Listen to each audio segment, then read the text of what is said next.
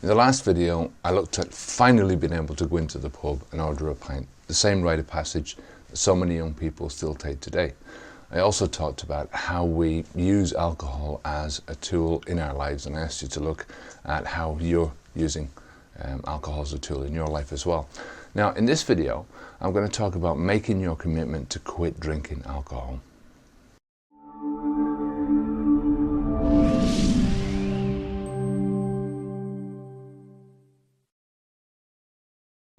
Jean-Paul Sartre said, "Commitment is an act, not a word." Now, the one thing that is going to guarantee your success on this new journey is you making the full commitment to quit drinking alcohol. If you're fully committed to never drinking alcohol again, how can you fail? You can't. It's impossible. Now, the equation for success in this is simple.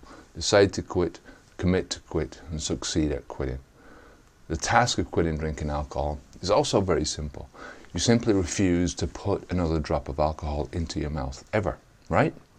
Now, when you look at your alcohol habit, understand that it's been built one mouthful at a time. You're the one who has put each of those mouthfuls into your mouth. You're the one who has swallowed each one of those mouthfuls. And you're the one who has repeated this process over and over and over again. Now, you're also the only one who can stop putting any more alcohol into your mouth. Now, like I say, this is a simple process. It's simple to quit. You decide not to put any more alcohol into your mouth. You commit to making that your sole task. This is what you're going to do. You're committing yourself to the task. And you'll succeed in quitting alcohol if you follow that, simple equation.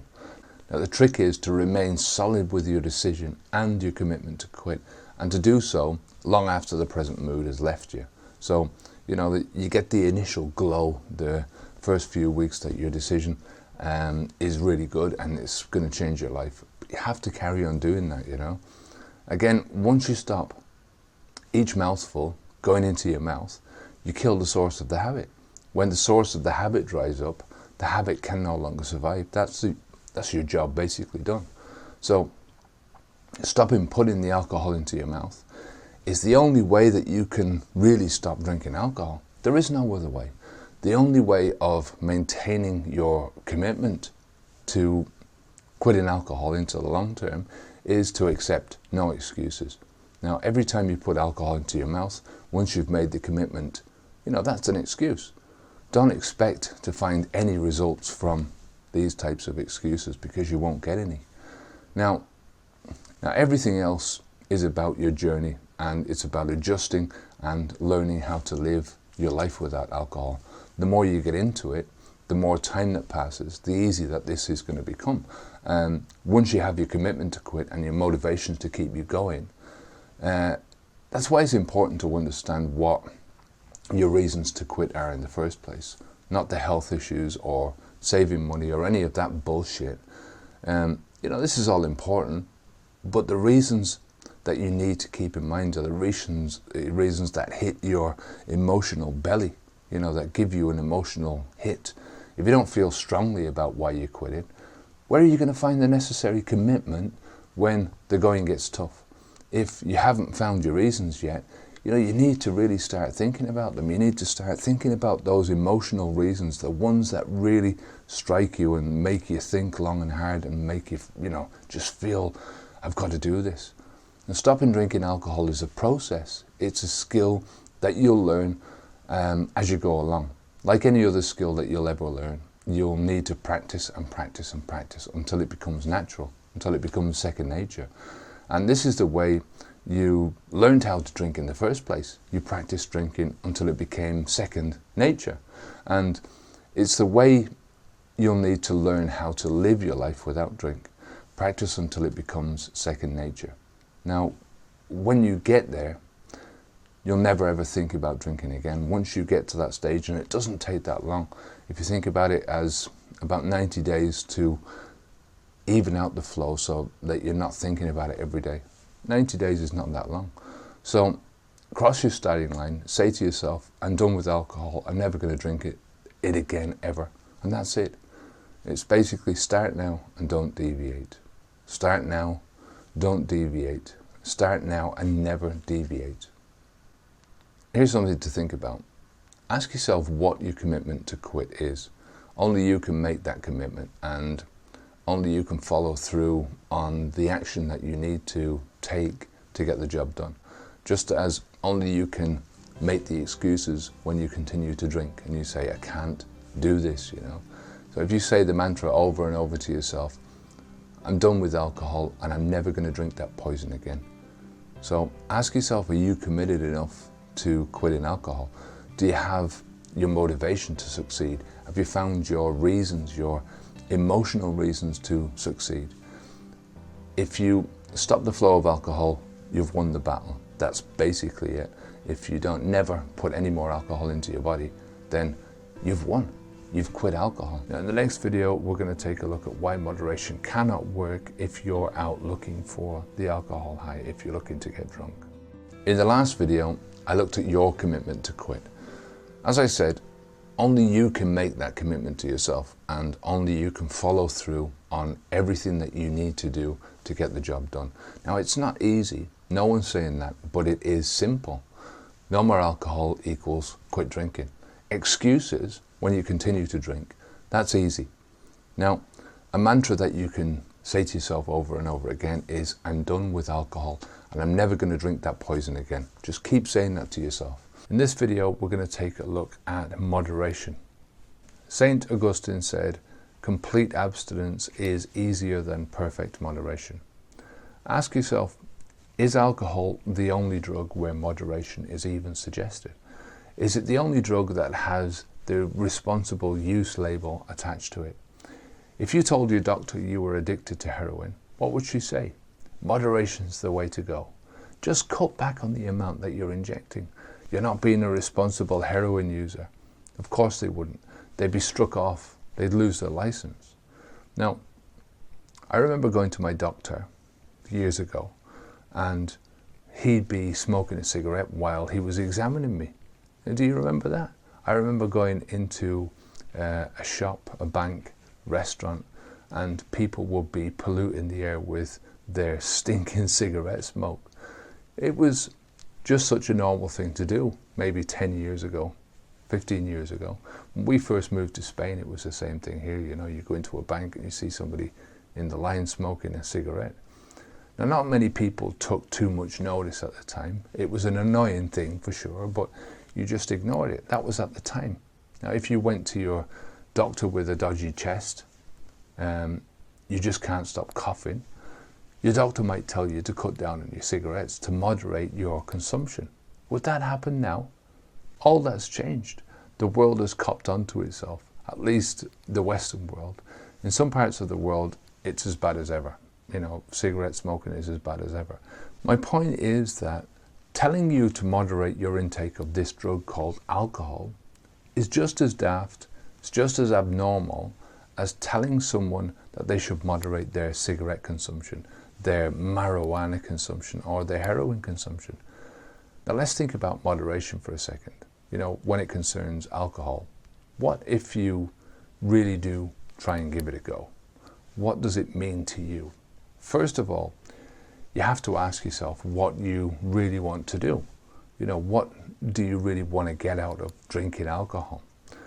Do you want to drink to your heart's content? Drinking until you get drunk or merry or tipsy or whatever you want to call it. The word moderation in this context means restraint. It means holding yourself back, not letting yourself go to the level that you really want to go to. Is that what you really want? To be forever holding yourself back? Now, could you really live your life, the rest of your life, forever denying yourself the whole reason behind your drinking, to get that high, to get drunk? And is drug moderation even possible? Alcohol is a drug, first and foremost, is a drug that reduces your inhibitions. It also reduces your abilities to think straight, to make decisions, or at least to make the right decisions. Now, once you start drinking, you'll generally find it difficult to say no to the second round. Like we said before, you have your first one, it's easier to say yes to the second one, easier to say yes to the third one. So this is the life of a person who likes to take a drink until they get a high, until they have a feeling that they're getting a little bit of a high, they're getting a little bit drunk. Now, moderate drinking means taking only the so-called safe limits, however many units that is. It's not a great deal of alcohol anyway, so it's only, it's a couple of units. Now, another property of this drug is tolerance. It's worth repeating here that your body does not recognize beer, or nor can it tell the difference between a Chardonnay or a young Rioja. Your body sees single malt or double malt, vodka, schnapps, tequila, Guinness, eggnog, triple strength Weizen. It sees it in one way, as a toxin. Now, with every toxin, there is only one thing to do: divert resources into getting rid of the toxin out of your body as quickly as possible, or at the very least, mitigating the effects of that toxin. That's what we know as tolerance. Tolerance is your body's way of making you immune to the effects, or at least reducing the effects of the alcohol on you as a person getting through your day. Once your body realizes that the flow of alcohol is not going to stop, it gets better at handling the input. It has to. You begin to be able to tolerate larger quantities of the toxin without vomiting. Now, this tolerance effect is making it possible for your essential bodily functions to continue. So you're able to walk in a straight line, which is very essential if you're trying to get away from danger. Don't forget that our brains are still wired to a time that is long since gone, all that dangerous time. Our brains are still wired for that. The same goes with staying awake. You can think more clearly and communicate your thoughts. Again, an essential part of your inbuilt security and damage limitation systems. Now, this is all well and good, but your body has no idea that you are deliberately drinking the toxin in order to get drunk. As your body delivers this potentially life-saving ability to you, you need to up the dose, because you're not feeling tipsy anymore. You're not getting drunk. You're not getting merry. So where is your moderation now? Tolerance makes it impossible to moderate into the long term. What are you going to do once you've reached the limit where your tolerance has cancelled out the effect of those 2 units? Have you ever tried to moderate your drinking? How successful were you? If you're anything like me, alcohol moderation probably looks something along these lines. You stop drinking during the week, maybe. Maybe you decide that from now on, you're only going to drink on Tuesdays, Thursdays, Fridays, and Saturdays. So you won't touch a drop for the other 3 days, you'll leave it alone. Or maybe you choose to only drink over the weekend, maybe on a Friday, Saturday, Sunday, and that's it. For the rest of the week, you're stone cold sober. So you manage to stick to your non-drinking days. It's difficult. As with any other habit, when you're forcing yourself not to do something, you cannot help but actually think about it, So your days off act as a countdown to the weekend. You'll tell yourself that the weekend will soon be here, and that once Friday afternoon arrives, that you can let your hair down and you can finally enjoy yourself. Now, Friday finally arrives. You get on with whatever you have to do.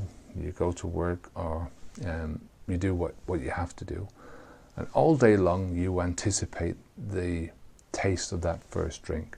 So by the time the deadline to drink arrives, the evening, you're actually salivating and you can't wait to get to the pub, or to get home, or to get to the restaurant to take that first sip. So you've sacrificed all week long, and now it's time to get your well-deserved reward. You've denied yourself, proved that you're strong, and you don't feel the need to set any limits on how much that you can have on your actual drinking days. You just go for it. Now, not drinking all week long was moderation enough. So you congratulate yourself for a job well done. It's time for you to let your hair down and to celebrate. You did it. You restrained yourself all week. And, if you're like me, you've also tried moderating the same amounts of alcohol you drank in any one session. So you go to the bar with the intention of only having, say, 4 drinks instead of 6 or 8 or 10. You say that you're only going to have 2 glasses of wine instead of normally polishing off the full bottle. You know, you might have even succeeded a couple of times, which only goes to prove that you don't have a problem with alcohol, that you can take it or leave it. Now, moderating your drinking once you've started drinking is way harder than taking a full day off. You know, when you take a full day off, for the most part, you can put alcohol, you can put the thoughts of alcohol out of your mind, and you can get on with your day, you can get on with what you want to do. Now, once you've taken a drink, on the other hand, the urge to continue to drink is always going to be stronger. So you know that one drink will start your thoughts for another. You know, this is basic alcohol cause and effect.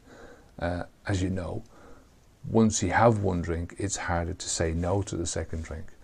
Now, moderation only makes sense in a world of moderation. We don't live in that world. We live in a world where excess is king. Plus, have you ever heard the saying, absence makes the heart grow fonder? So let's take a look at moderation from a realistic point of view. Moderation is always open-ended. Now, what I mean by that is that moderation is something you'll have to do for the rest of your life. You have to moderate day in and day out. Once your body's tolerance kicks in, you don't get the buzz anymore. So why would you drink without the buzz? Now, I know there are a lot of people who say, no, I only drink because of the taste. It's the taste of the wine that I drink for. Yeah, what a crock of shit. Seriously. Who are these people kidding? You know, I used to like the taste of the beer or the wine, but it was the buzz that I wanted. It's the buzz that everyone wants. That's why they drink. So, are you up for this lifetime moderation? Are you up for this lifetime moderation without any buzz? Is that something that you want? Do you have the self-control, the mental balance, or the patience to continue to moderate forever without the buzz?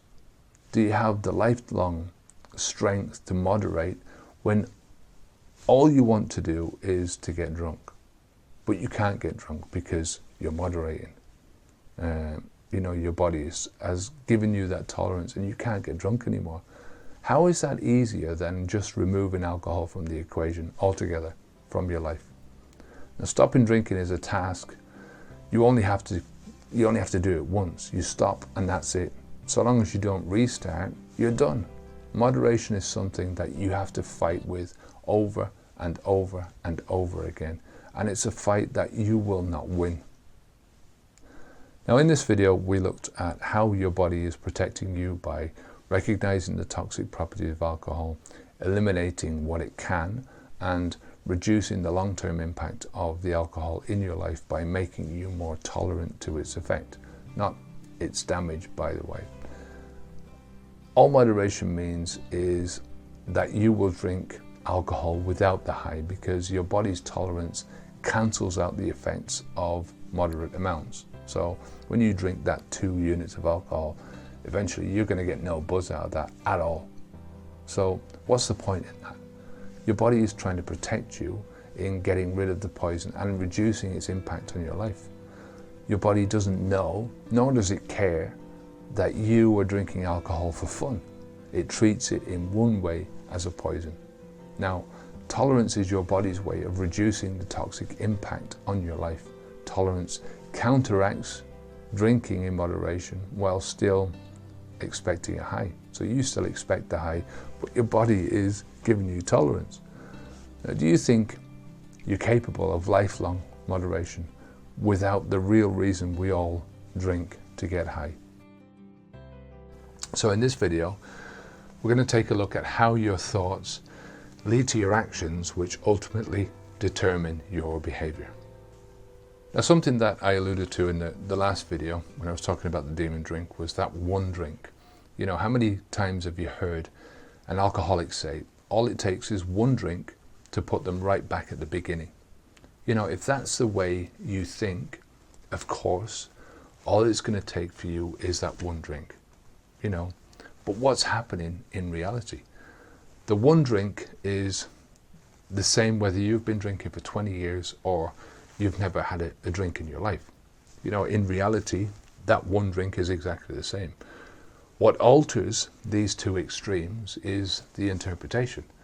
Now, those with the lifelong alcoholic mentality believe that if they have this one drink, that everything is lost. They've been counting the days, the weeks, the months, the years, and they've been stacking up all this time and defining themselves by that stack of time that they haven't had a drink. It's been X number of days, months, years since my last drink.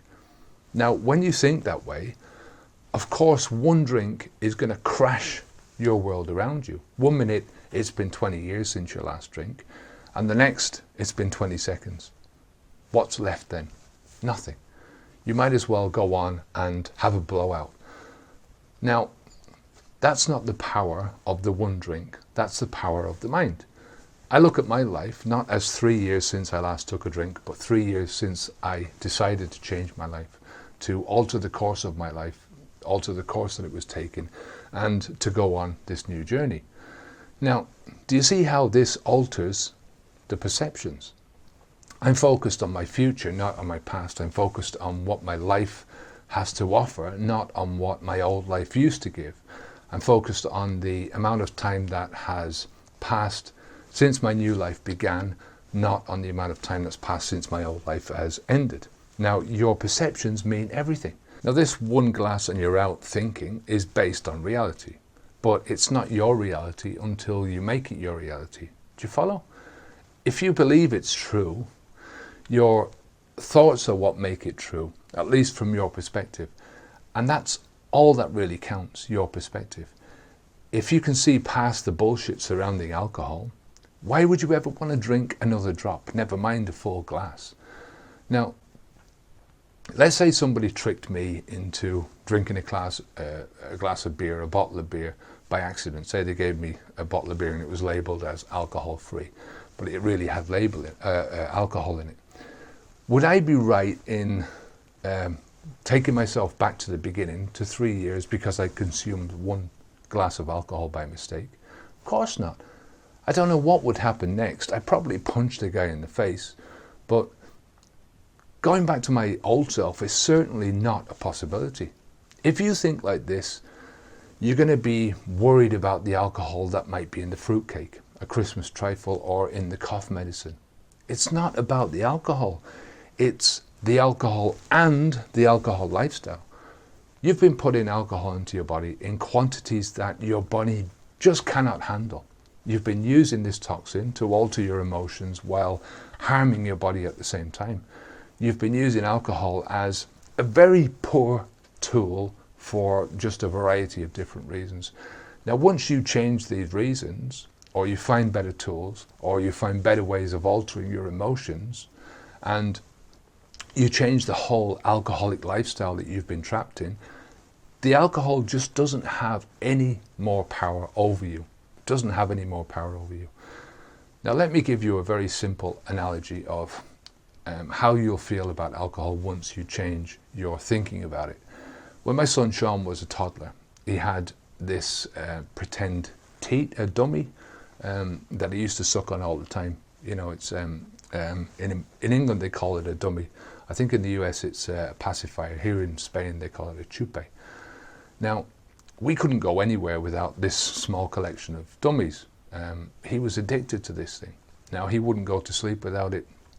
If he was having a tantrum, you know, stick this into his mouth and it'd, for the most part, quieten him down. Now, most parents know what I'm talking about. When it comes time to get rid of, to rid your child of this bad habit, you have to employ a lot of sneaky tactics, put up with a lot of tantrums, broken sleep, but eventually the child forgets about the dummy and gets on with other things. Now, let's say he found a dummy after a few months. What do you think his response would be? Do you think he would immediately get pulled back into the habit, hiding the dummy and, sucking it in secret in a corner somewhere, because he's afraid of getting caught and for the dummy to be taken off him? Most likely not, I mean, the thinking and associations that he's having with the dummy have just moved on. There is no more attachment between the dummy, which was the tool, and the reward, which was him getting the comfort from the dummy. Now, there may be some residual memory, but that's about it. Now, it's a very similar process when you break it all down to what's going on here. We use alcohol as a tool. We're living in a reality that involves using alcohol on a regular basis for emotional rewards. So when you permanently take the alcohol out of the equation, out of that reality that you're in, that reality crumbles. It can't hold itself together because the alcohol's not there holding itself together anymore. So what gets in the way of us moving on is ourselves and our thinking. We believe it's hard to stop drinking, so it is. We believe that all it takes is that one drink, and so it does. We believe there are going to be symptoms and side effects, and so there are. What you think about, you bring about. And the alcohol is still there. With the child and the pacifier, the dummy, the parents have removed all the pacifiers from the child's world, which might as well mean that the whole world has got no more dummies in it, as far as the child is concerned. Not so with alcohol. Alcohol is still there, and your mind is still being persuaded, not by the alcohol, but by your own mind. What you think about, you bring about. We've got to take responsibility for our own thoughts and our own actions. There's no parent-like figure who's going to take this for us, who's going to do this for us and remove all the alcohol, who's going to make it impossible for us to get alcohol, to drink alcohol. Imagine if that was the case, if suddenly all the alcohol in the world disappeared. Now, it would be very simple and easy to quit under those circumstances. You can't have what's not there, so there's no argument.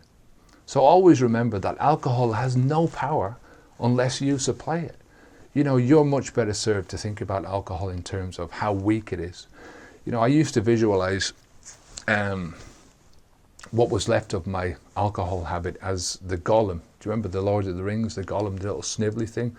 And when I thought about my habit, I imagined this cowering, incompetent, snivelling, useless, impotent and scared, sort of wretched creature who was slowly dying. This pathetic creature didn't represent the alcohol, but the part of me that still wanted to drink the alcohol.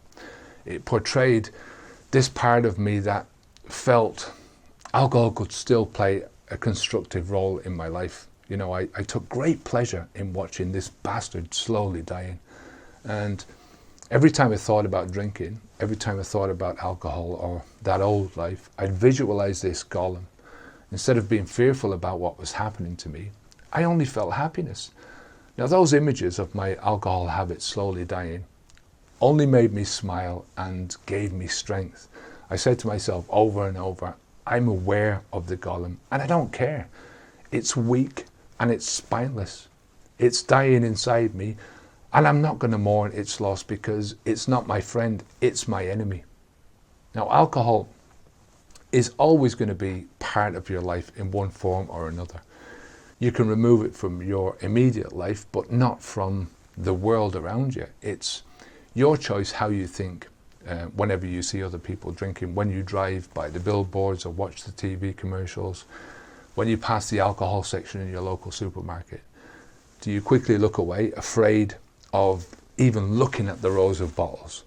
Or do you hold your head up high, puff out your chest and be proud that this alcohol propaganda just bounces off you, that it's got no effect on you anymore? It's always just a trick of the mind. The choice is all yours.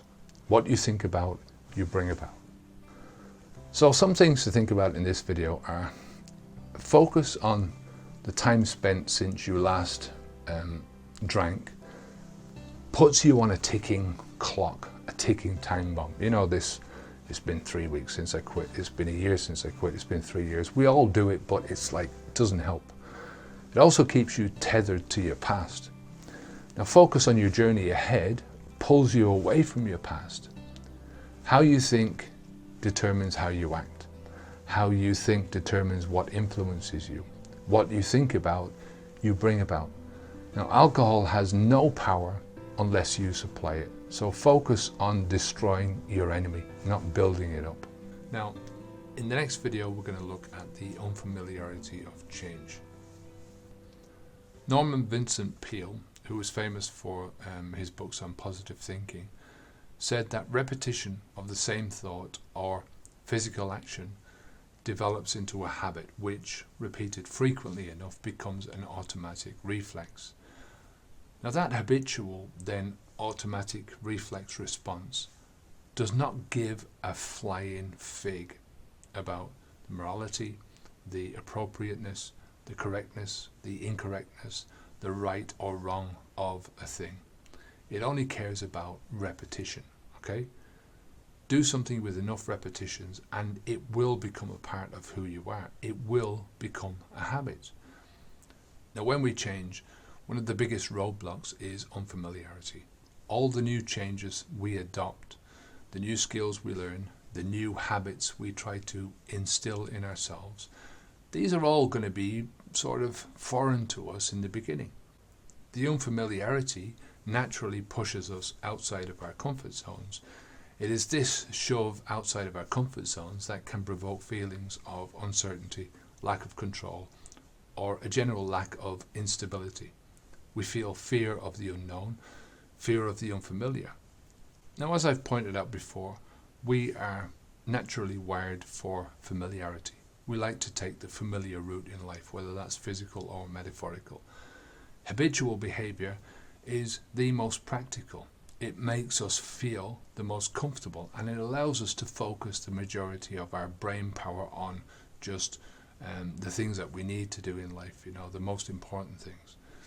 Moving house is one example of the effect of automaticity that most of us have experienced at one time or another in our lives. For instance, imagine that you're about to move house.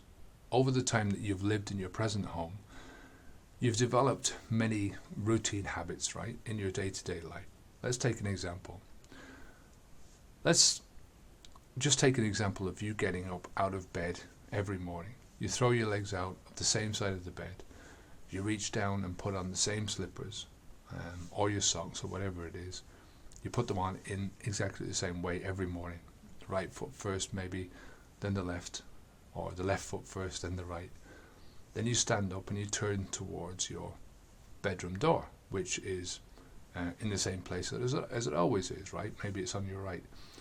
You reach for the door handle, which is on the left-hand side of the door, and you twist the handle down, pull the door towards you. You walk out of the bedroom and turn to the left and into your bathroom. Now, once you're in your bathroom, you take your pee that you've been down for.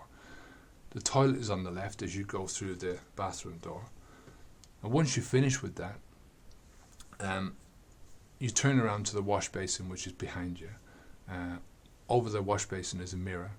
You wash your hands, you take a quick glance in the mirror, you examine your reflection that's staring back at you. Maybe you spot a pimple or a long nose hair. Your toothbrush is on the shelf above the sink, so you take that down and you squeeze a dollop of toothpaste onto its wet bristles. Now, as you brush your teeth, you might daydream about the day ahead, what you're going to do at work, what you're going to say to a certain person, whatever. You might finish up in the bathroom by washing the sleep out of your eyes and combing your hair. Then you leave the bathroom and you make your way down the dimly lit hallway and into the kitchen. You know exactly where you're going to go. You switch on the kettle or the coffee maker, you turn on the radio, and you gradually come to life. Now, you invariably perform this same routine every single day. You do this along with many other routines every single day before you leave work. You go through the same things time after time, day after day. And these routines are like mini habits, right? You don't need to think about any of them. You don't need to think about them, at least not consciously. You'll only become conscious of an action if something out of the ordinary happens. For instance, if you accidentally pee on the floor or you spill coffee all over yourself. Otherwise, you could almost perform these actions in your sleep. Now, let's say a big change is about to happen in your life. You're going to move house, right? Now, moving house is one of the most stressful times in any person's life. And one of the main reasons for this stress is because many of your automatic routines are non-transferable. And what I mean by that is that all of these routines, getting up in the morning, brushing your teeth, making the coffee, getting the kids ready for school, making the dinner in the evening, and the hundreds of other mini habits that you perform throughout your day, they're all environmentally based, okay? A part of the automaticity is in the familiarity of the location of your home. You can bring the toothbrush and the coffee maker with you to your new home, but you can't bring the automaticity of the toothbrushing and the coffee making routine, because that automaticity involves location specific triggers, right? So you'll have to learn many of these location specific triggers. You'll have to remap them in your mind. Now let's look at your first morning in your new home to make this a little clearer. You move to your new home, you've unpacked everything, you enjoy your first evening, you're watching your TV, you're relaxing, you go to bed, and you wake up for the first time in your new bedroom. And perhaps your first thought might be, where the hell am I? You look around, you don't recognize it. You know where you are, of course. So you get up and you notice that the bed is facing the wrong way. You haven't unpacked your slippers yet, so they're not waiting for you as you swing your feet out onto the floor. You stand up, you're bursting for your morning wee, but before you can even move, you've got to get your bearings. You've got to figure out which way that you're facing, which direction that you need to get up and go in order to get to your bathroom. So the door is in a completely different part of the room, so you need to think about which way you're going to move. Through the dim morning light coming in through the curtains, right, you spot the door and you walk towards it. Now you automatically reach for the handle where it was in your old house, on the left-hand side of the door. But as your hand flaps uselessly against the empty wood, you realise that, with a little bit of annoyance, that the handle is on the other side. Now as you move into your hallway, your bathroom is in the wrong place. It's not where it used to be, as are your toilet and your wash basin. Now you have to think about every little thing that you do, every step of the way. Where's your toothbrush? Where's your comb? Where's your towel? You'll be alright once you get that first cup of steaming hot coffee into your body.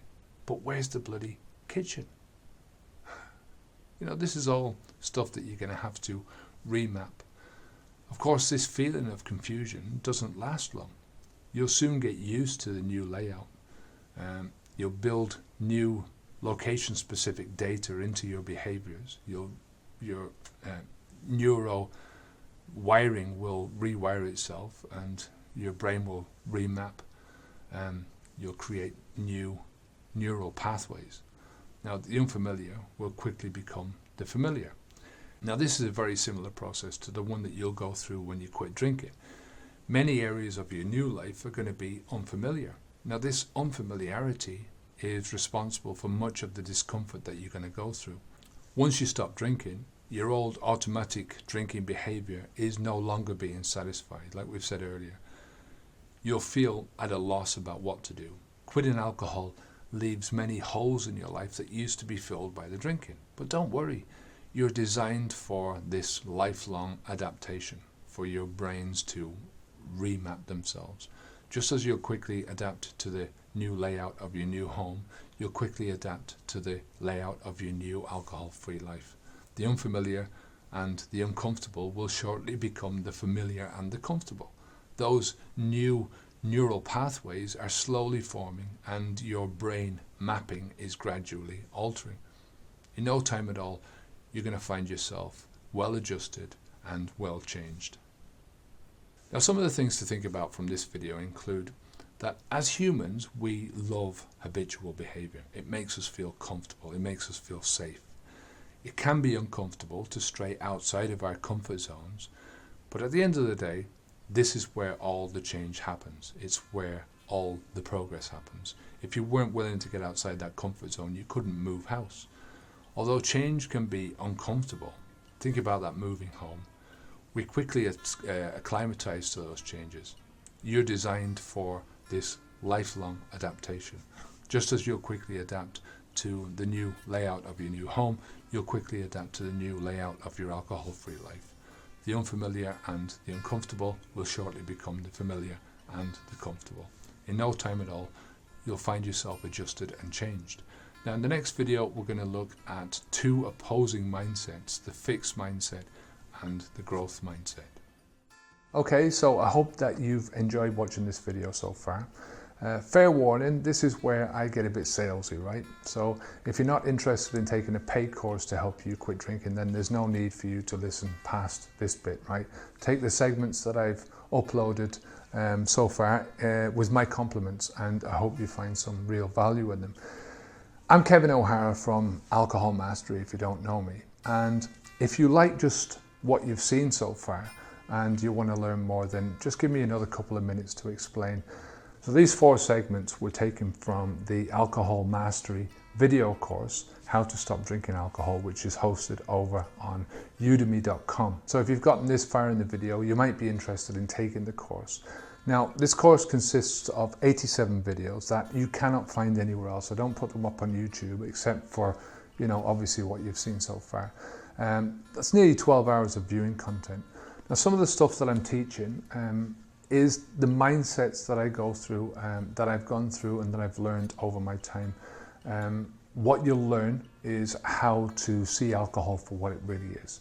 We'll look at what you can do to best manage your thinking and your emotions about alcohol. This is very important, managing this first, then your environment, then the people. We'll consider why it's so important for you to understand why you drink and your reasons to quit drinking, right? We'll dig into some of the language of addiction, the words and phrases that will keep you sort of locked into that entire alcoholic mentality. And we'll also look at some of the more potent obstacles that are going to stand in your way and how to overcome them or avoid them or just get rid of them altogether from your life. Now, this course will also show you how to gain control and maintain that control once you've got it, how to deal with your friends and your family who still drink, and how to overcome your fears.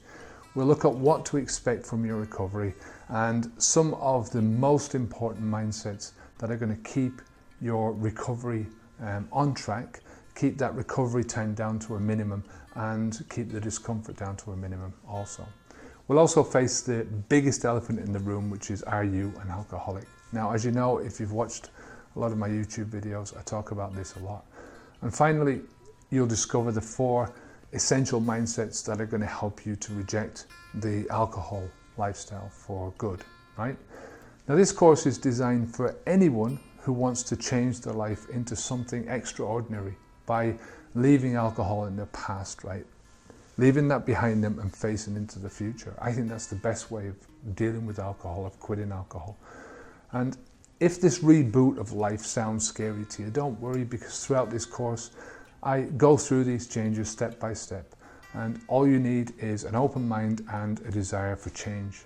Now, as I've said, eliminating alcohol from my life has changed not only my health, it's had a knock-on effect in so many other areas of my life. And I believe that this is going to be a very exciting time for you with all the changes in your thinking and in your life. And I'm very proud to be a part of this incredible journey, your incredible journey. Now, if you're ready to learn more and sign up for the course, just click on this link down below and I'll see you on the inside.